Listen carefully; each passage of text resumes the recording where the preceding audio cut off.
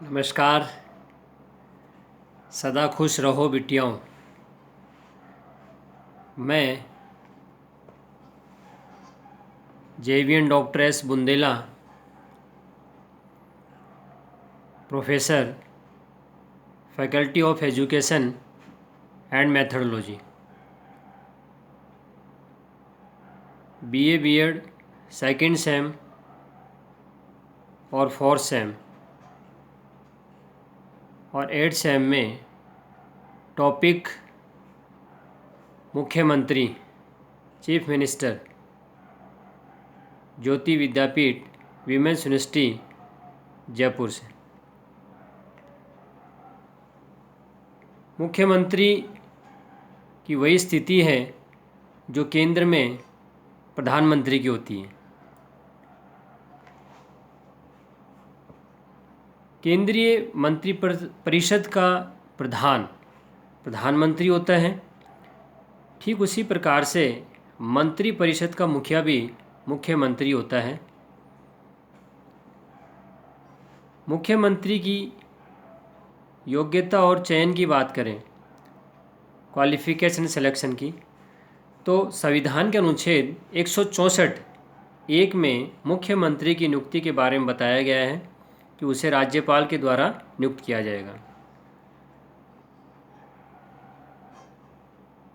इसकी योग्यता के बारे में बात करें तो वह कम से कम 25 वर्ष की आयु प्राप्त कर चुका हो, बहुमत दल का नेता होना चाहिए और राजनीतिक जीवन में वो अनुभवी होना चाहिए। इसके अलावा कुशल प्रशासक गुणों से युक्त होना चाहिए, कूटनीतिज्ञ होना चाहिए, तो कहीं न कहीं वो मुख्यमंत्री बन सकता है। कार्य और शक्तियों की बात करें मुख्यमंत्री की, फंक्शंस एंड पावर्स की, तो उसमें सबसे पहले राज्य सूची से संबंधित विषयों पर वह नियम बनाता है, विधि बनाता है।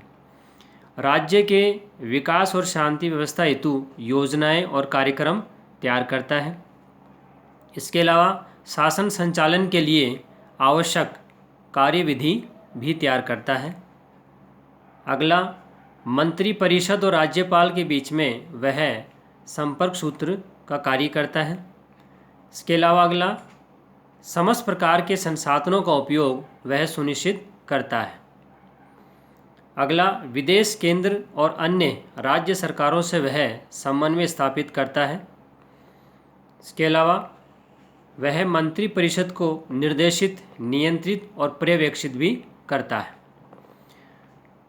इसके अलावा आगे मंत्री परिषद की बैठकों के माध्यम से राज्य के लिए वह नीतियां बनाता है। अगला, बजट निर्माण, उसकी स्वीकृति और उसकी क्रियान्विति भी सुनिश्चित करता है।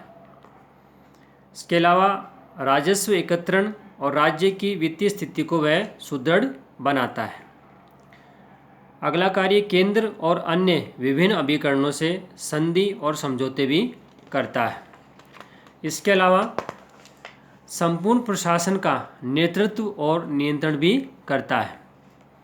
राज्य की प्रशासनिक संस्था और विभागों के मध्य समन्वय स्थापित करता है।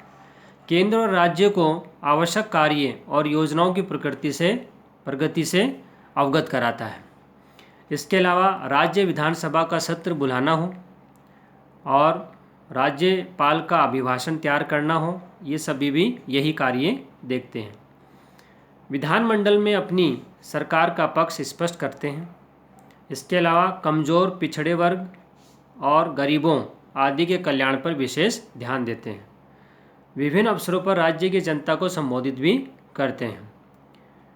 जन साधारण की शिकायतों को भी सुनते हैं और उनको दूर करते हैं।